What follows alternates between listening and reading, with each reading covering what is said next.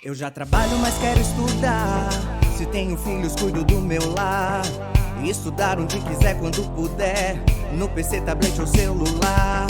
Moro longe, quero me formar. A hora que eu tenho é depois de almoçar. Praticidade tem o nome, polos em todo o país. Online posso me formar. EAD, Unicesumar tem qualidade de ensino pra você criar. EAD, Unicesumar, você escolhe a hora que quer estudar. EAD, Unicesumar em cada canto do Brasil, porque melhor não há. EAD, Unicesumar do meu jeito, no meu tempo, em qualquer lugar.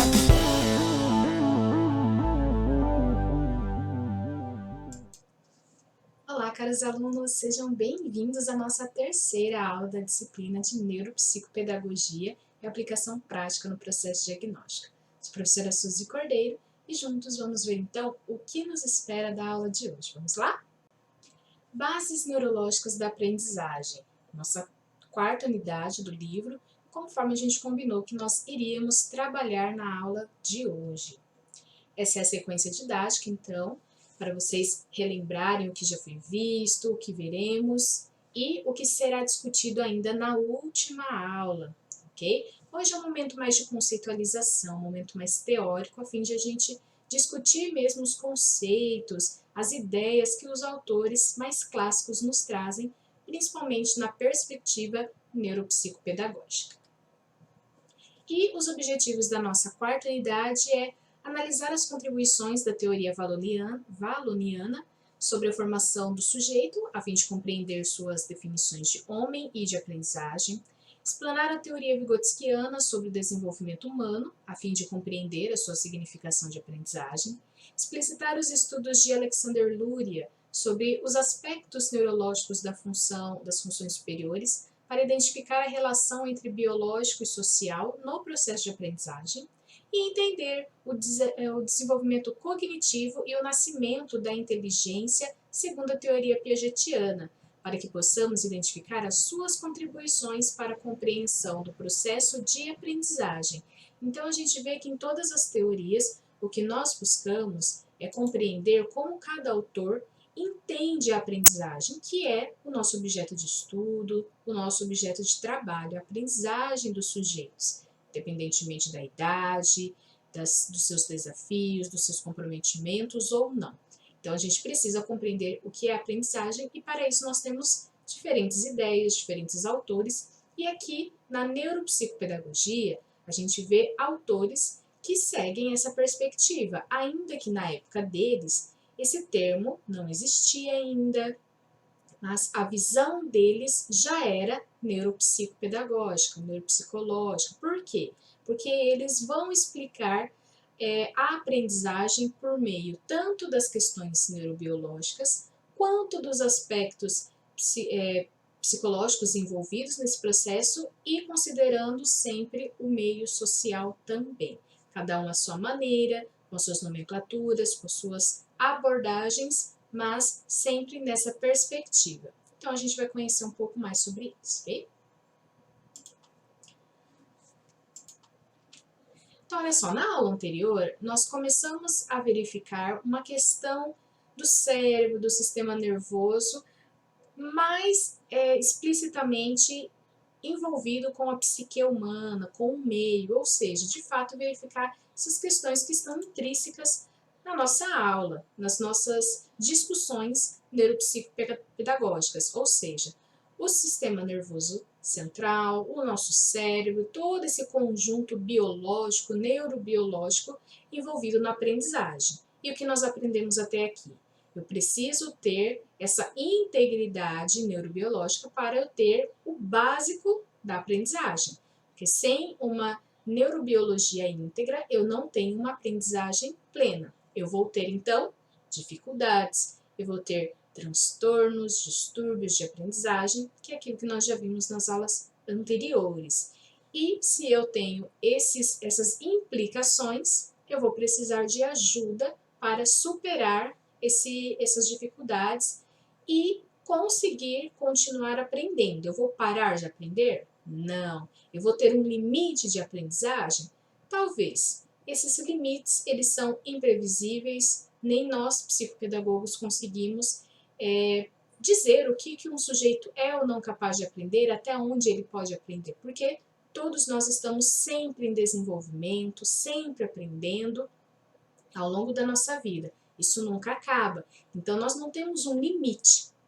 Nós temos, sim, talvez, em alguns casos, um comprometimento, um desafio a ser superado, mas nós somos passíveis de conquistar esses aprendizados e superar esses desafios, ok? Isso verificando pelo lado neurobiológico, porque se eu alio as questões sociais, eu também verei que para eu superar essas dificuldades, para o meu biológico encontrar meios de solucionar os problemas que estão impedindo a minha aprendizagem e superar esses desafios, essas dificuldades, eu vou precisar de estímulo, de ajuda, de intervenções, que aí advém dos professores, no caso das escolas, e de nós, psicopedagogos, em casos clínicos. Okay?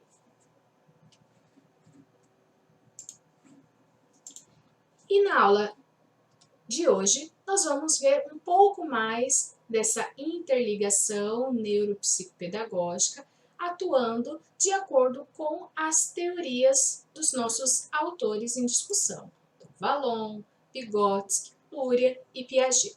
Mas antes de começar de fato o conteúdo da aula de hoje, vocês sabem que eu gosto de começar sempre retomando a aula com questões que ficaram da aula anterior, da live que vocês participaram, do fórum, enfim, e das mensagens que vocês mandam também para os mediadores. Então, nós selecionamos aqui as questões que não foram respondidas no fórum, eu vou verificar com vocês algumas que ficaram e que a gente pode discutir na aula de hoje também. Então, vamos começar pela dúvida da Jéssica.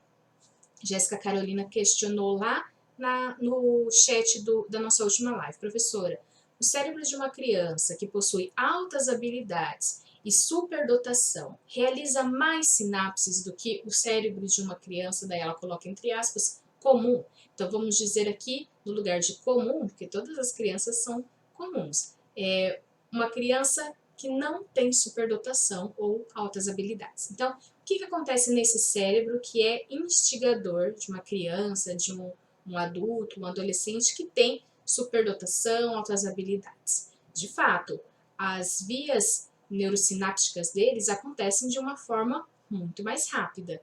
Por quê? Porque eles foram estimulados desde pequenos a ter muitos contatos, muitos estímulos, então todas as suas funções psicológicas superiores, as suas habilidades, elas foram aguçadas, foram se desenvolvendo. E isso proporcionou essa maior rede neurobiológica. É claro que a gente não sabe ainda 100% o que de fato faz com que um sujeito se torne com altas habilidades e superdotação e que difere daquele que não desenvolve essas altas habilidades.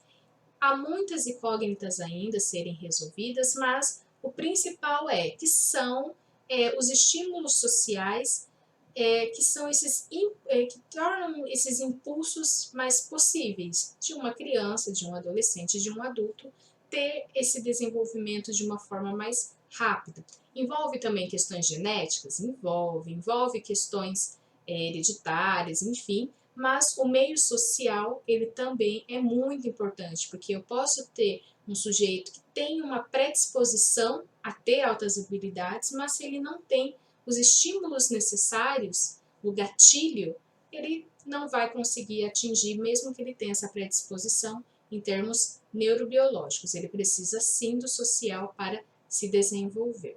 Okay?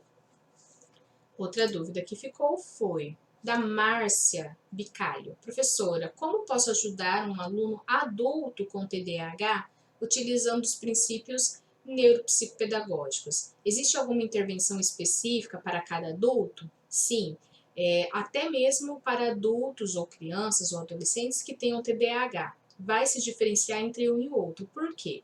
Vamos supor que eu tenho um sujeito que ele tem o transtorno de déficit de atenção e hiperatividade, porque ele tem uma dificuldade muito grande na atenção seletiva. Então, ele não consegue manter manter-se concentrado em atividades, em momentos em que ele precisa muito da atenção seletiva, que é aquela que, em meio a vários estímulos, ele precisa se concentrar em apenas um, que é o principal, que é o que ele precisa naquele momento.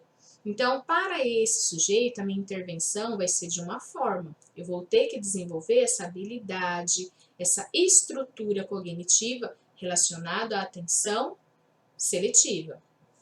E de um outro lado, eu tenho um sujeito que também tem um diagnóstico de TDAH. Porém, esse déficit de atenção dele, na verdade, acontece porque ele não tem uma atenção visual, vamos supor, bem desenvolvida.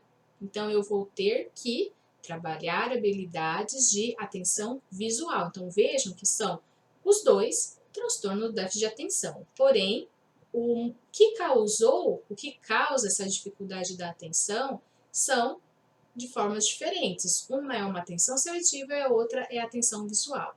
E isso também eu tenho que verificar o que causou essa desatenção. É uma desatenção? É um déficit de atenção?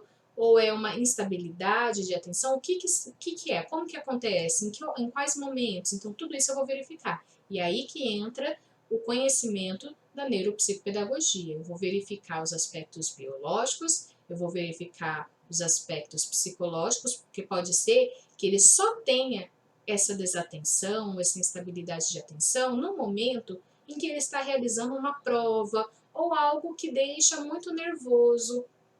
Então, vai verificar as questões emocionais, psicológicas desses sujeitos. E também social. Preciso verificar se ele teve os estímulos necessários, se desde a infância ele vem sendo exposto a momentos em que ele possa desenvolver, tanto em casa, com os pais e responsáveis, quanto na escola, essas atenções diferenciadas.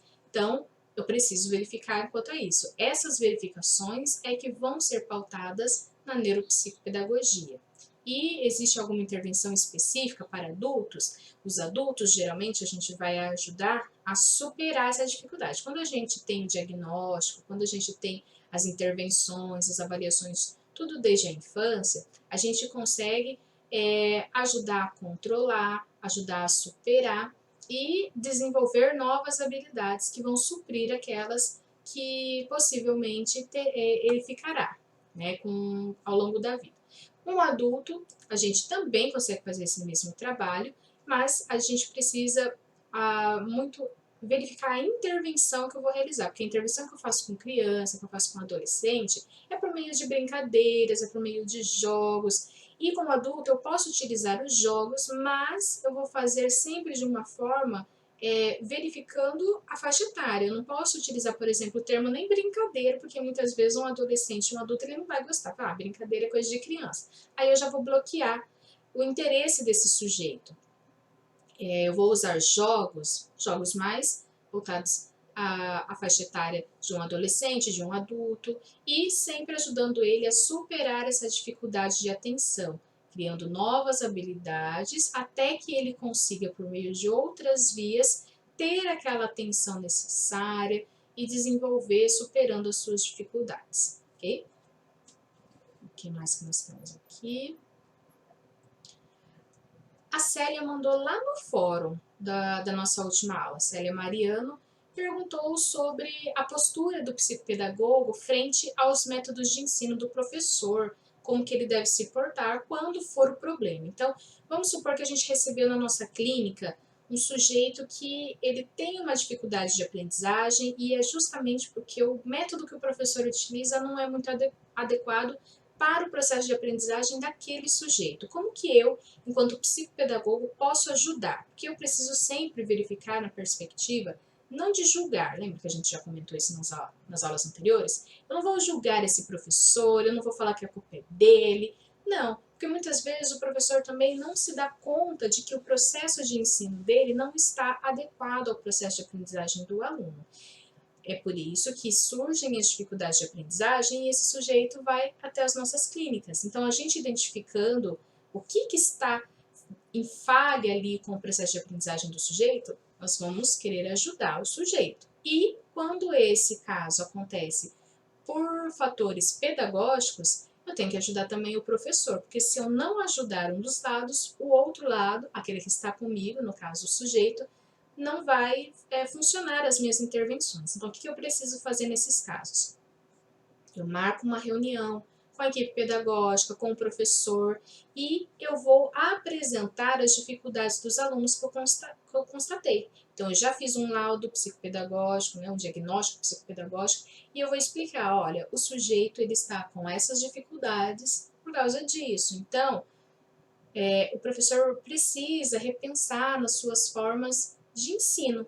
E quem melhor do que o próprio professor para rever os métodos de ensino? Pois eles são os especialistas na didática. Né? A didática é a arte de ensinar. Então, o professor, melhor do que nós pedagogos, sabe como ensinar dentro de uma sala de aula, com os métodos pedagógicos e tudo mais. E nós vamos ajudar eles a compreender como que é a aprendizagem desse sujeito. Então, olha, o método expositivo que você está utilizando não é adequado porque o aluno tem essa dificuldade, ele não tem muita concentração pelas vias visuais, então ele aprende melhor pelas vias auditivas. Então, trazer um método em que música e outras formas deixem ele mais à vontade, interessado no conteúdo. Ele também aprende quando tem determinado assunto envolvido. Enfim, você vai expor aquilo que o aluno tem de aptidão, de melhor, a forma que ele melhor aprende e também as fragilidades, aquilo que ele tem mais dificuldade.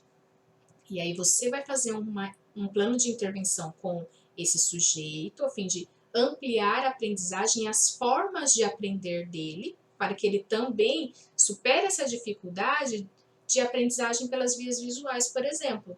E ele tenha, então, aos poucos, o desenvolvimento de uma maior concentração e assimilação de conteúdos expositivos, porque ele vai precisar disso. Nós sempre vamos estar nos deparando com as exposições. Então, aqui nas nossas aulas, então no ensino superior, no curso técnico, às vezes no próprio trabalho ele vai precisar lidar com essas questões, na vida pessoal, enfim, em todos os lugares ele vai ter que se deparar com momentos de exposição, ele vai ter que prestar atenção, ele vai ter que verificar, ele vai ter que ver, então ele vai precisar desenvolver essa habilidade. Você vai ajudar ele enquanto psicopedagogo.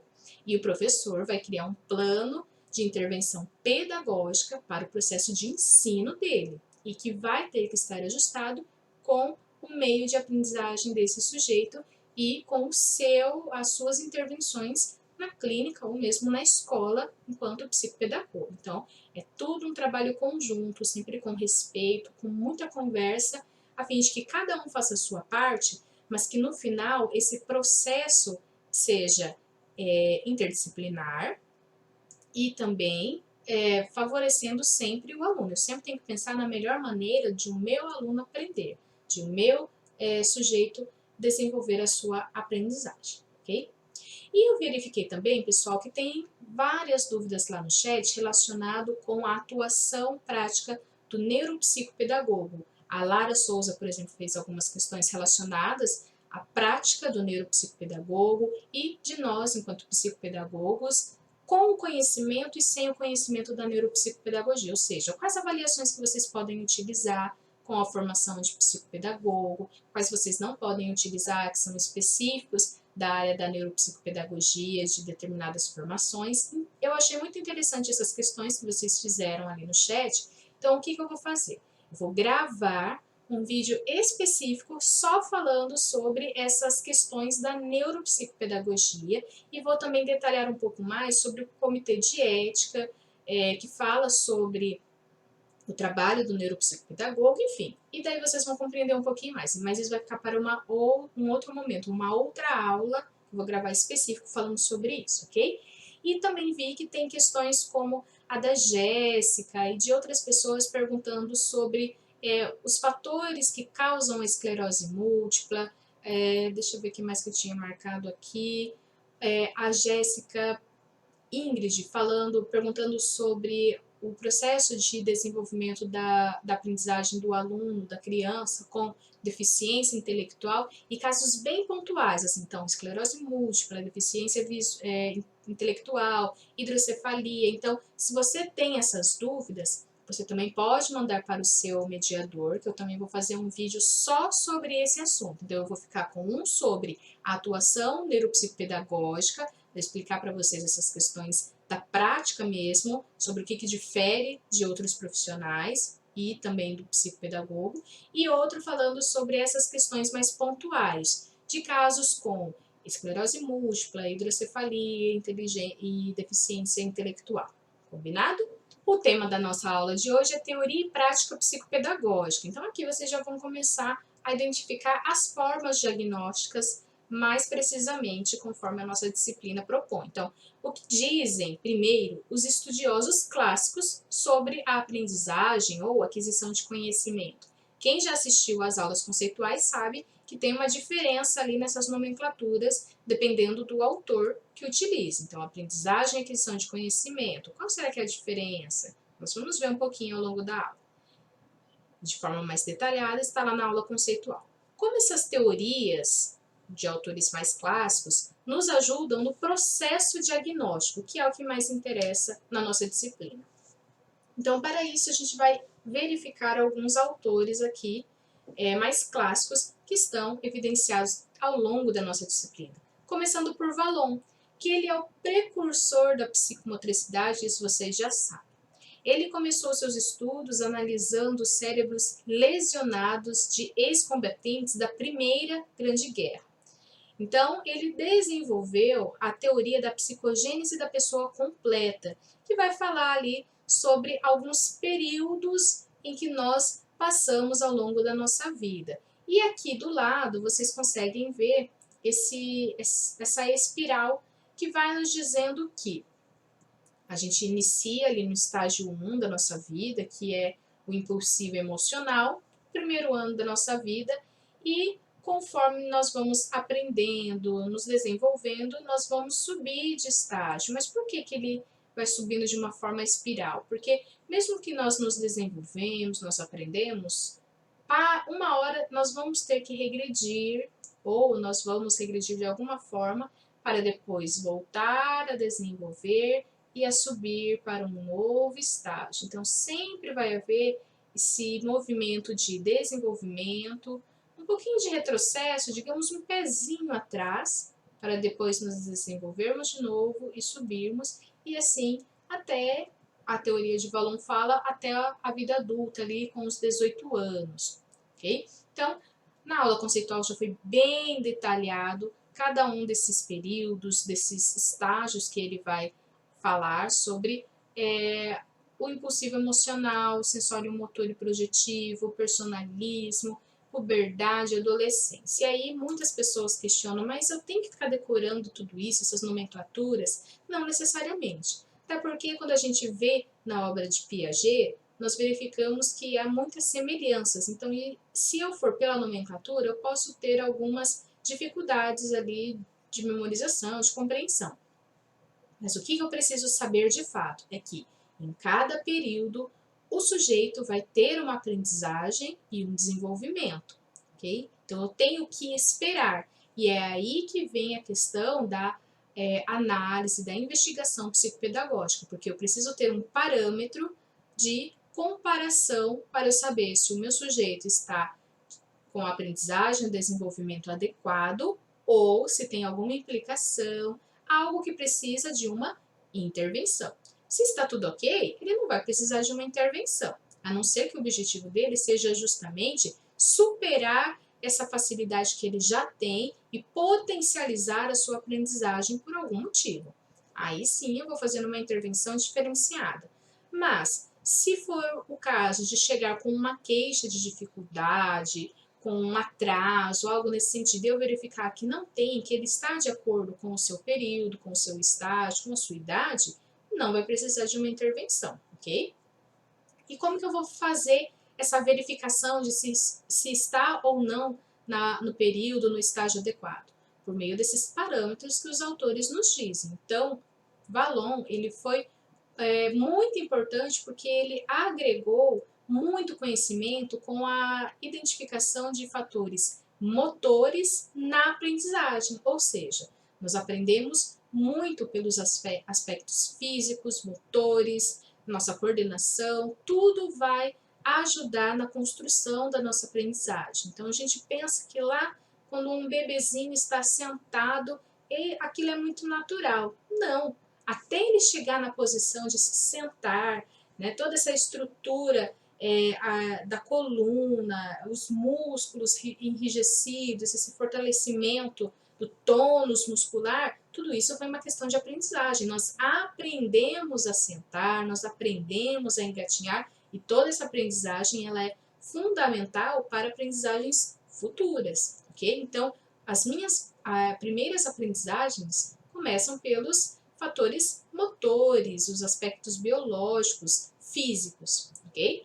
E Vallon foi um dos grandes nomes e por isso que ele é reconhecido de uma forma muito clássica na psicomotricidade, associando então esses fatores motores ao processo de aprendizagem. E também o que se difere na teoria dele é que ele vai falar muito das crises de personalismo que nós sofremos ao longo da nossa vida. Sofremos entre aspas, é um termo apenas a ser utilizado, porque a gente passa muitas vezes de uma forma muito natural, por exemplo, na adolescência, onde nós temos a maior crise de personalismo, onde nós vamos de fato começar a buscar dentro de nós esses pensamentos, essas filosofias de vida que vão definir o nosso caráter, a nossa forma de ser, de ver a vida e de viver. Então, Vallon também é muito importante por causa dessa questão de verificação das crises que nós sofremos ao longo das nossas vidas, dos períodos em que nós estamos. E na adolescência a gente vai verificar então uma crise de identidade, ou seja, quem sou eu, do que eu gosto, o que eu prefiro, o que eu quero para a minha vida, e começar com esse pensamento abstrato de uma forma a verificar lá no futuro o que eu serei, como farei, como chegarei aonde eu quero. Então, todas essas crises, elas são importantes, são conflitos cognitivos que nós vamos sofrendo, não só na adolescência, na infância também, outros momentos da nossa vida, e que vão sempre ajudando no nosso processo de aprendizagem. Porque eu primeiro preciso me conhecer para poder conhecer o que está externo ao meu corpo. Se a gente vê lá na fase do egocentrismo, lembram-se? A criança ela tem uma fase de egocentrismo, tudo é dela, ela é o seu próprio mundo, e aos poucos a gente vai tendo o que Vallon diz como crise de personalidade, verificando a primeira crise é justamente essa, que eu sou diferente do outro. Esse outro, a princípio, a minha mãe, o meu pai, ou aquela pessoa responsável por cuidar de mim. Então, eu e aquela pessoa não somos uma extensão uma da outra, mas sim dois indivíduos, duas pessoas diferentes. Então, aqui eu tenho a primeira crise. Opa, eu sou responsável pelo meu mundinho, mas tem outra pessoa, um outro mundo ali separado do meu.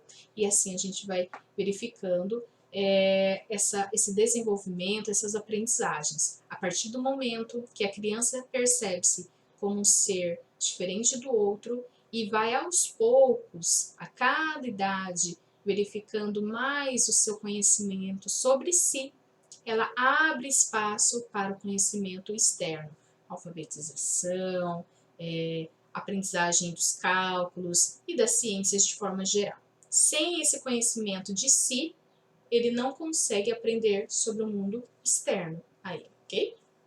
Então, essa é uma das questões importantes na teoria de Vallon. É importante a gente verificar que na unidade 1, podemos levantar algumas hipóteses sobre o Alisson Pietro, como a descalculia, lesões cerebrais, disfunções neurobiológicas que são mais voltadas aos aspectos neurobiológicos mesmo, a questão dos neurônios, das áreas cerebrais, enfim, questões que podem diretamente influenciar na dificuldade do Alisson Pietro. Mas também a gente viu com a unidade 2 e 3 algumas hipóteses sobre o processo de ensino da escola e outras questões sociais, pedagógicas. E aqui, com essa unidade, a gente pode verificar outras questões mais voltadas ao psicológico, por exemplo, com a teoria de Vallon que a gente acabou de ver. Então, a gente pode se questionar, é possível que a dificuldade do Alisson Pietro em compreender os problemas matemáticos esteja ligado às crises da adolescência, é uma questão que a gente precisa verificar também, ok? Então, já deixem anotado aí como uma das hipóteses a serem analisadas. E aqui temos algumas estratégias para o diagnóstico, se a gente quer saber se de fato essa hipótese se confirma ou não, como que eu vou identificar isso? Eu vou verificar por meio de jogos, de desenho, de música e até situações problemas. Bom, quando eu estou falando de criança, as cartas de emoção são muito interessantes. O que são essas cartas? São aqueles jogos que tem a carta com um semblante. Eu tenho literaturas que vão trabalhar sobre as emoções, então eu posso fazer primeiramente a contação dessa história para a criança verificar uma literatura diferente, vai associando aos seus sentimentos, e aí eu vou fazer um jogo. Olha, agora vamos fazer um jogo relacionado a essa literatura, olha que legal, e daí você vai brincando, vai jogando, a criança vai expondo seus sentimentos. No caso do adolescente, é muito interessante o bingo das emoções, que aí você propõe um jogo mais diferenciado, ou para uma criança um pouco maior, que já consegue desenvolver esse jogo. O bingo das emoções você vai jogando de uma forma bem desvinculada a princípio, ela nem nota que está sendo avaliada, ela vai encarar como um jogo, isso o adolescente, a criança, e conforme vai saindo aquelas emoções sorteadas, aquele bingo, aquela brincadeira vai te dando oportunidade de falar sobre aquilo. E aí você pode criar situações como, nossa, eu conheço uma menina que sente raiva quando o amigo fica falando mal dela. Você já viveu essa situação? Você também se sente assim? E aí você vai conversando com a criança, você vai identificando aquelas emoções que são mais afloradas, que precisam de maior controle, ou que precisam ser mais expostas, enfim, você vai tendo essa identificação. Para os adolescentes também, é muito bom o desenho, quando você pede para eles desenharem ou o que está sentindo de uma forma bem direta, ou então associarem com alguma situação que você acredita que esteja acontecendo. Por exemplo, você acredita que aquele sujeito está com uma dificuldade de aprendizagem porque ele não lida muito bem com o nascimento de uma irmã, de um irmão, que está por vir. E aí você vai dizer para ele uma história, olha, eu verifiquei de um sujeito que está com uma irmã para nascer, desenhe para mim o que você pensa sobre isso, ou então, desenhe para mim uma pessoa que ensine uma pessoa que aprende. E você deixa livre para ele desenhar.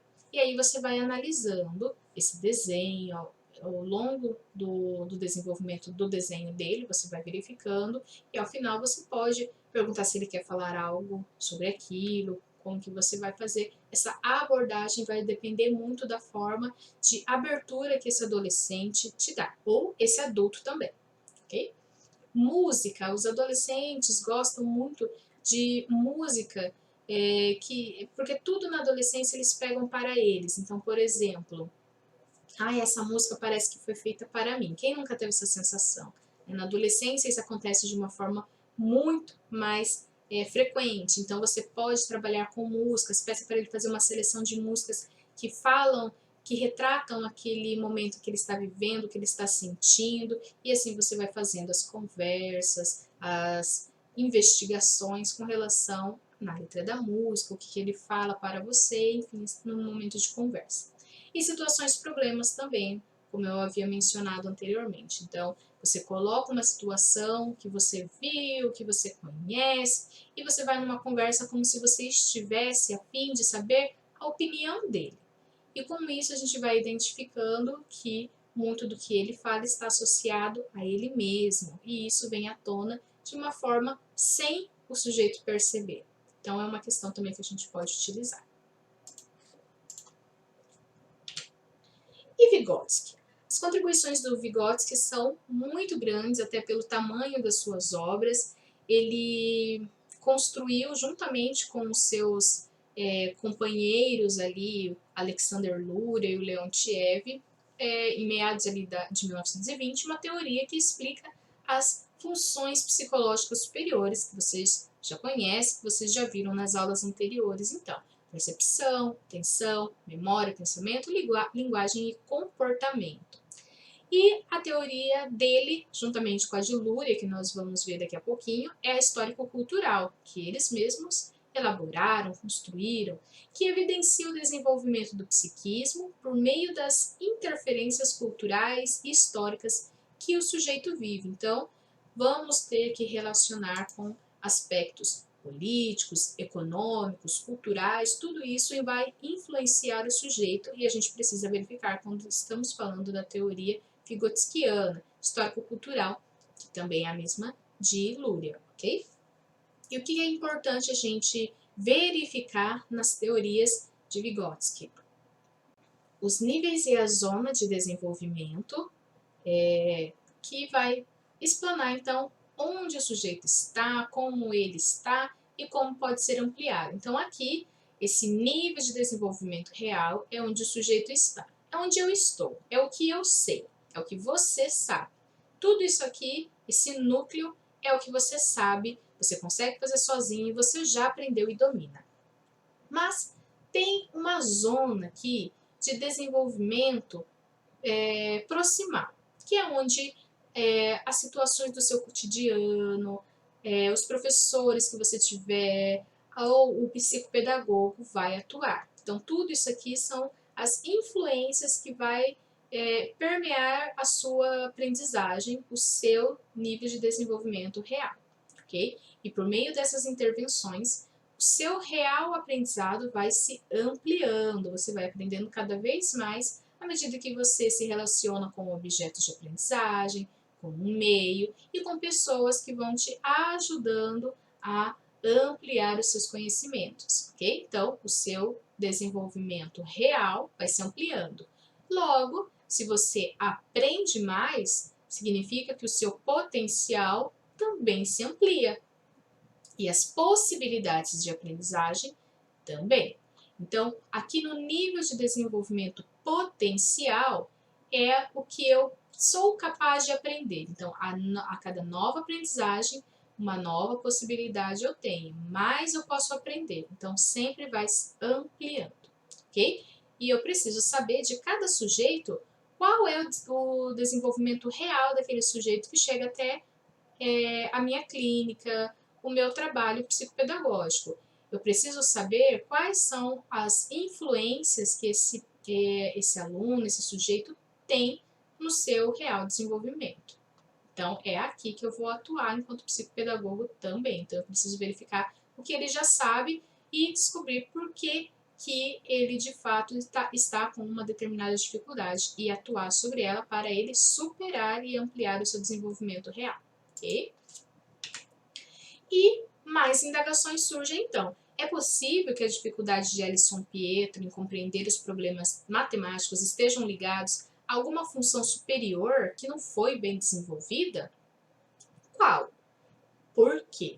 E aí nós falamos de processos neurobiológicos e ou psicossociais. Porque quando eu falo de funções psicológicas superiores, eu estou falando de questões ligadas também aos aspectos neurobiológicos. Por quê? Porque se eu não tiver uma função íntegra aqui do meu cérebro, das áreas cerebrais, da unidade, como o Luria vai chamar, eu não tenho uma aprendizagem. Eu vou ter um desfalque ali na minha percepção, na minha memória, na minha linguagem, enfim. E também psicossocial, porque se eu não, mesmo que eu tenha toda essa integridade neurobiológica, se eu não fui estimulada, se eu não fui ensinada, eu não vou aprender. Então, eu preciso verificar todos esses aspectos. Outras questões que surgem: qual é o nível de desenvolvimento real, então, do Alisson Pietro e qual é a atuação que está sendo feita em sua zona de desenvolvimento proximal na matemática? Será que esse professor ele está tendo os momentos de intervenções com Alisson Pietro, ou ele não está expondo as suas dificuldades e o professor nem sabe dessa dificuldade ainda, ou então, será que o professor ele sabe, mas ele não está intervindo porque não quer? Enfim, eu tenho que verificar tudo isso para eu conseguir ajudar o meu sujeito. E como que eu vou fazer isso? Com estratégias como jogos que envolvam a percepção. Aí eu tenho várias percepções, percepção visual, sensorial, aditiva. Eu vou fazer um jogo ou vou utilizar um jogo que vai me ajudar a identificar como é a percepção do sujeito. O mesmo com a atenção, a memória, o movimento, que aí eu também tenho diversas possibilidades, então eu tenho que verificar exatamente o jogo que vai exigir a atenção, a memória que eu necessito para verificar o processo de aprendizagem daquele sujeito, o mesmo com a linguagem e o pensamento. Ou também, além dos jogos, e aí eu falo de jogos de trilha, jogos de carta, diferentes jogos, assim como jogos digitais. As atividades eu também tenho que utilizar, como na pesquisa que a gente viu na aula passada. Lembra que na aula passada eu trouxe para vocês um estudo que verificou como que era, quais áreas eram envolvidas em atividades de um sujeito que não sabia determinado conteúdo e depois eles faziam a intervenção e faziam novamente essas atividades a fim de mapear quais áreas eram então ativadas com essas atividades aplicadas novamente agora com o conhecimento do sujeito. Então, eu preciso aplicar atividades. Então, se o meu aluno, eu sei que o sujeito, no caso, o Alisson Pietro, ele tem dificuldade com Bhaskara, eu tenho que voltar um pouquinho e aplicar atividades que antecedem ao conhecimento da Bhaskara. Equação de segundo grau, aquelas contas, né, enormes ali. Então, eu vou criar um repertório de atividades matemáticas, não muito também, mas para eu verificar o que ele já sabe, que ele não teve uma dificuldade, ou exatamente isso, onde começou a sua dificuldade. Então, a partir de determinada atividade que é para uma determinada série, ele começou a ter muita dificuldade, logo, esses conhecimentos foram sendo impossibilitados porque um anterior não foi possível de ser desenvolvido. Então, eu vou verificando tudo isso, essas atividades. Então, eu preciso dessas aplicações, no caso do Alisson Pietro, de uma atividade matemática que comece antes da Bhaskara, passe pela Bhaskara e até atividades que vão depois. O que ele precisa saber depois da Bhaskara? Quais são os conteúdos que são trabalhados depois disso? Será que ele já sabe? Porque se ele já sabe, então talvez o problema esteja com esse conteúdo e não com uma falta de habilidade que precise ser desenvolvida para responder a essa questão e a outras da mesma série. Então aqui eu trouxe para vocês um exemplo de resolução da fórmula de Bhaskara para a gente verificar o que exatamente envolve na resolução desse problema e que a gente precisa verificar no Alisson Pietro. Então, aqui é uma equação de segundo grau, que é o que dá origem à fórmula de Bhaskara. Eu deixei no final ali do nosso slide o link para vocês verificarem por que a fórmula de Bhaskara é importante, por que ela é utilizada, ok? Por que a gente precisa saber dela e também como que funciona a resolução dela. Mas aqui é só para vocês terem uma ilustração. Então, aqui tem uma equação de segundo grau, onde eu tenho o valor A, B e C, que vão ser jogadas na fórmula de Bhaskara. Então, Bhaskara é uma fórmula onde eu vou aplicar os números, os valores, para então ter o meu resultado. Então, o valor de A, B e C está aqui em cima. Sempre quando eu tenho x, eu coloco 1, porque eu identifico como 1 ao quadrado. O valor de B é aqui, 5, menos 5, na verdade. E C é o número 6. Então, já está numa ordem e eu vou apenas substituindo na fórmula esses valores que eu já coloquei aqui, que eu já identifiquei. Para eu identificar, eu tenho que ter uma noção espacial, ou seja, pelo espaço de cada número, eu consigo identificar o valor de A, B e C. E o mesmo para aplicar na fórmula. Por quê? Se eu aplicar o valor de A no lugar de B, ou seja, trocar essas posições, eu já não vou conseguir resolver a minha fórmula. Então, uma questão que eu preciso ter bem desenvolvida é a noção espacial, onde cada número é identificado, onde cada valor é posicionado. Outra questão que eu preciso ter é a atenção, porque se eu, por desatenção, coloco no lugar de B o valor de A ou de C, eu já vou ter um resultado completamente diferente.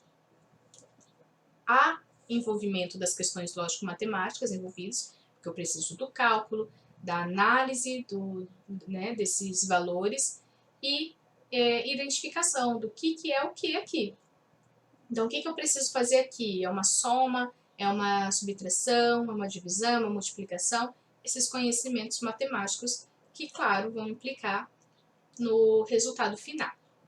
Então, vejam que, neste caso do Alisson Pietro, era necessário, se eu tivesse alguma dúvida, envolver jogos sobre percepção visual, que eu preciso ter essa percepção do espaço, de tudo mais, da atenção. Será que esse sujeito tem atenção bem desenvolvida? E as atividades relacionadas ao conhecimento matemático. Então, vamos lá às questões de Alisson Pietro. Eu tenho aqui alguns jogos que podem me ajudar na identificação da noção espacial, por exemplo, quebra-cabeça, que vocês citaram muito lá no fórum, mas ficou faltando, em alguns casos, vocês citarem como que esses jogos podem ajudar no diagnóstico. Porque quando a gente fala de intervenção, a gente sabe muito. Então, qual o jogo que pode ajudar numa intervenção psicopedagógica de memória? O meu sujeito tem muita dificuldade de memória. Jogo da memória. Mas eu estou falando de uma intervenção, ou seja, eu já sei o que ele tem. Dificuldade de memorização. Então, eu vou utilizar jogo da memória. Mas como que eu posso utilizar os jogos? Era essa a questão do fórum. Para identificar a dificuldade. Aí eu preciso primeiro saber utilizar o jogo para constatar a sua real dificuldade. Então, ao invés de eu saber que o sujeito tem problemas de memória e utilizar o jogo da memória, o que eu preciso fazer? Utilizar o jogo da memória para saber se ele tem dificuldades relacionadas à memorização. E aqui com o Alisson Pietro é justamente isso que nós precisamos verificar. Eu ainda não sei o que ele tem, mas pela fórmula de Bhaskara, o que eu tenho de noção, eu posso não saber resolver ela, mas eu sei que se é uma fórmula, eu tenho que saber ter uma noção espacial, porque tem uma posição de valores diferentes em cada momento, eu tenho que ter atenção para inserir esses números no lugar certo e eu tenho que ter um raciocínio lógico-matemático já desenvolvido com base em conhecimentos matemáticos de antes até o momento em que o sujeito está. Então, como que eu vou verificar tudo isso? Com relação à noção espacial, tudo isso eu vou verificar por meio do jogo de quebra-cabeça, que é o que nós temos aqui. Então, quebra-cabeça me ajuda a verificar se esse sujeito tem alguma dificuldade de noção espacial. O jogo de políminos me ajuda, ele é muito parecido com o jogo de Tetris, que está aqui do lado. O Tetris ele é digital, ele é virtual. E o políminos ajuda com o jogo mais de tabuleiro. Então, eu vou verificar a atenção desse sujeito sobre a posição que cada peça deve se encaixar. Será que ele tem essa atenção? E para verificar raciocínio lógico-matemático, eu posso utilizar, por exemplo, o jogo de resta 1. Muito versátil, muito comum, muitos de nós temos em casa, então eu posso utilizar para a verificação desse raciocínio lógico-matemático, a verificação de análises, de cálculos, estratégias que eu vou utilizar, ok? E o Alexandre Luria, ele vai nos ajudar de uma forma complementar à teoria de Vygotsky. E, assim como o Vallon, ele verificou muitas questões relacionadas a combatentes de guerra, mas da Segunda Guerra Mundial. Então, ele trabalhou com várias pessoas lesionadas, mutiladas da Guerra Mundial, da Segunda Guerra Mundial, e, graças aos seus estudos, às suas verificações, o que ele fazia?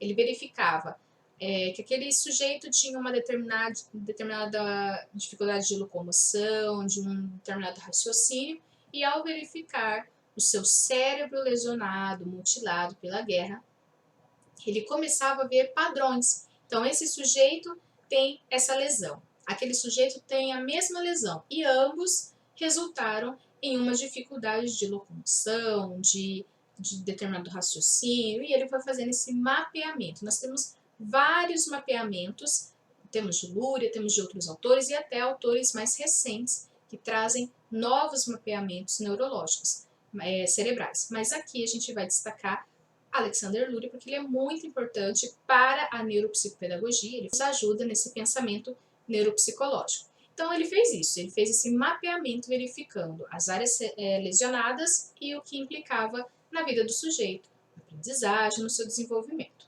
ok?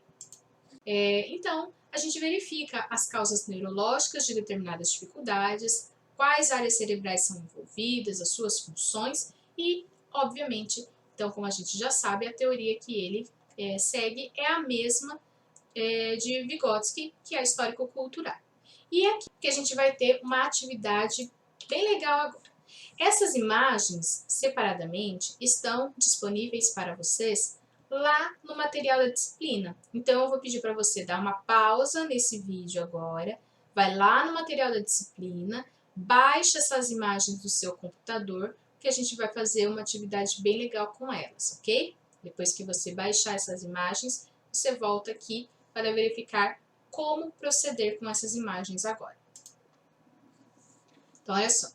A nossa proposta da aula de hoje é conceitualizar o conteúdo, ou seja, verificar os conhecimentos de conteúdo mesmo, o conceito de cada questão. Então, se nós estamos vendo Luria, a gente precisa entender primeiro o que é um neurônio e depois verificar o mapeamento que ele fez, da primeira unidade cerebral, da segunda e da terceira unidade cerebral e cada uma das áreas dessas unidades. E é isso que a gente vai fazer agora. Então, olha só o desafio dessa semana, eu já coloco no meio da nossa aula. Você já sabe quais áreas trabalhadas nas aulas são responsáveis por quais ações humanas, porque você já viu nas aulas conceituais e no livro da disciplina. Então, depois que você já foi até o material da disciplina, baixou essas imagens, o que você pode fazer? Você pode imprimir essas imagens ou você pode copiar no seu caderno, em uma folha de sulfite, que você achar melhor. O importante é você ter essas imagens em mãos para a gente fazer isso aqui. Identifique em uma das imagens, que é a mais fácil, né, a parte de um neurônio. Ou seja, em uma daquelas imagens que você baixou, tem a imagem de um neurônio e você vai, utilizando técnicas de pintura com lápis, canetinhas, giz de cera, que você tiver na sua casa, ou de colagem, colagem com glitter, com papel picado, aquilo que você achar mais interessante para te dar textura. Então, vai da sua forma de aprendizagem. O que você utiliza que vai ser mais fácil e eficaz para a sua aprendizagem? É um lápis de cor, é uma canetinha, que vai te dar uma coloração, ou é uma textura que vai ajudar na sua assimilação do conteúdo. Então, veja o que é melhor para você e você vai pegar essa imagem do neurônio e vai fazer a pintura das partes desse neurônio e vai nominar cada uma delas. Veja como. Então, identifique em uma das imagens as partes, cada partezinha de um neurônio. Depois você vai em outra imagem e você vai verificar qual que é a mais adequada para identificar a primeira unidade cerebral mapeada por Luria. E vai também nomear as partes que cada uma pertence, ou seja, na primeira unidade, quais partes cerebrais fazem parte dela? Ah, é o cerebelo, é o córtex, não sei, vamos supor. Então, daí você vai nominar, ok? E elenque ao menos 3 responsabilidades de suas áreas cerebrais, ok? Então, além de pintar, você vai elencar ao menos 3 responsabilidades dessas áreas. Como? O Luria vai dizer, a primeira unidade cerebral é responsável por, e daí ele vai ter uma série de responsabilidades e você vai eleger ali ao menos 3 para você anotar no seu desenho.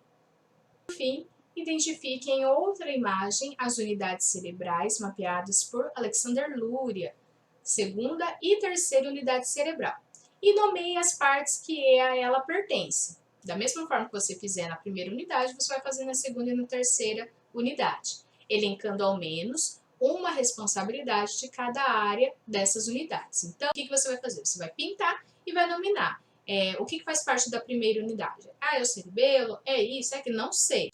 E na segunda unidade? Ah, o lobo X, o lobo Y faz parte da segunda unidade. E as áreas cerebrais são tais, tais e tais. Você vai dizer cada uma delas o que tem de responsabilidade, ou seja, é responsabilidade da primeira área, da segunda unidade, a análise, vamos supor, ok? Então faça esse exercício e aonde que você vai encontrar essas respostas? No livro da disciplina. Então lá no livro da disciplina é detalhado cada unidade, cada área e as suas responsabilidades de acordo com o Luria, ok? Então vale pesquisar no livro da disciplina e o desafio dessa semana é para o nosso Padlet, nesse link aqui, olha. Depois que você pintar, o que você colar, o que você fizer de arte nas suas imagens, você vai fotografar e vai poder compartilhar lá no nosso Padlet e dizer um pouquinho sobre essa experiência, o que você achou, se foi fácil, se foi difícil, e isso vai ajudar como vocês a identificarem as áreas cerebrais de acordo com Luria, para a gente lembrar que uma determinada área é responsável por determinada ação, habilidade e competência humana. Combinado? Então vamos seguir aqui agora. Bom, é possível que as dificuldades de Alisson Pietro em compreender os problemas matemáticos estejam ligadas a outros comprometimentos de áreas cerebrais diferentes da que a gente já viu nas aulas anteriores? Então a gente volta na questão neurobiológica. Vocês já citaram a descalculia, uma dificuldade, uma lesão ali em determinadas áreas que a gente viu, por exemplo, do hemisfério esquerdo, mas agora a gente vai ver de uma forma mais detalhada as áreas cerebrais com o Luria. Então, pode ser que surjam novas hipóteses. Quais serão que a gente pode utilizar ou descartar? Então, vocês também façam essas anotações. Por isso, esse exercício da pintura e da colagem das áreas cerebrais vai ajudar na identificação do problema do Alisson Pietro, ok? E, chegando ao fim, Jean Piaget, biólogo que fez toda uma pesquisa epistemológica para compreender a aquisição de conhecimento adquirido por meio do desenvolvimento natural da criança.